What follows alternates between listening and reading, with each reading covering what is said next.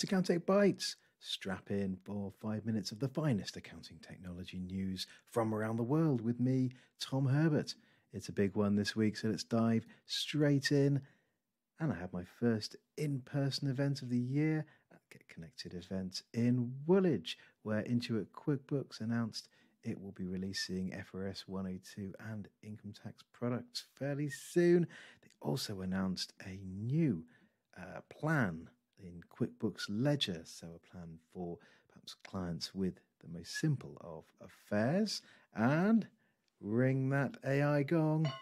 They also talked a little bit about their artificial intelligence ambitions, as well as a few other updates that came to mind. Plenty of positive momentum there. And I talked about that with the chaps over in the QuickBooks Labs podcast. You can watch that via the link in the description to this video or by searching for QuickBooks Labs wherever you get your podcasts. Thanks for the invite.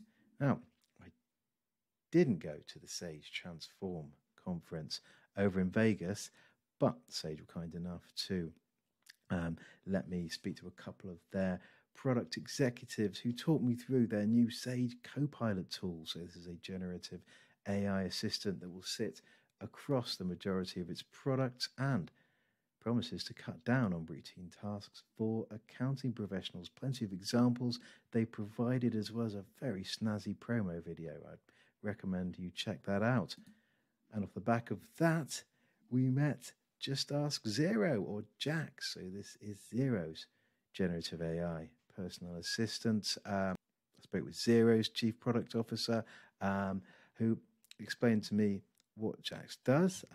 Article to come soon. But one of the interesting points is that you're able to interact with it not only on the Xero app or browser, but using WhatsApp or email. So interesting developments there. It was my turn on the opinion column. So I responded to a user question about who'll take responsibility for any AI-generated mistakes or bad advice. Spoiler alert, it's not going to be the chatbots. And final thing from the AI roundup, and also to promote the Festival of Accounting and Bookkeeping 2 weeks time. It's Birmingham, NEC, 13th and 14th of March. This is a session from Fab reviewing the accountancy AI roadmap with our digital disruptors, Ryan Piercy, Indy Tatler, and John Toon. It's a great session, so you can sign up to get your free tickets for Fab via this link.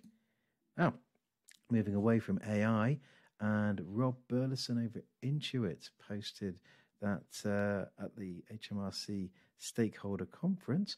I didn't get an invite to that either. I don't know what's going on. Anyway, he said that Intuit QuickBooks is the only /first software provider to be recognized for the Making Tax Digital income tax self-assessment beta testing. Now, I seem to remember writing a similar story last year, which attracted the ire of the software community. So I've got my tin hat ready, folks.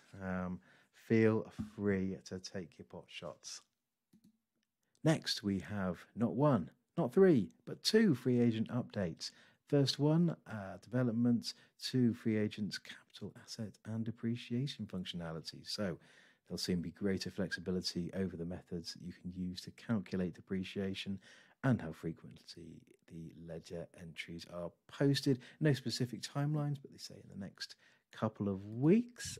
And also, FreeAgent's accounting users and their clients can now import sales invoices directly from DexPrepare into FreeAgent. Top integration work there. Bit of acquisition news now, and Thomson Reuters have acquired Pajero. This is an e-invoicing and indirect tax solutions provider, and they've acquired them for $800 million. Congratulations to all. Bit of Iris news, and their Staffology Cloud payroll app seems to have achieved built for NetSuite status. So congratulations to all concerned there. And finally, as it was a leap day yesterday, don't remind me, it was a great opportunity to revisit the Excel leap year bug in the company of Excel aficionado Andrew Moss. So First Lotus 123, then Excel were built incorrectly recognizing February 1900 as having 29 days. So any data sets containing that date are going to have issues, and I think it has caused issues in the past. Does it matter to our accounting users? Well, probably not, but for historians, genealogists, archaeologists, etc., yeah, probably have to use different software or a workaround, given there's limited demand for it and the fact that changing things might cause the global economy to melt down.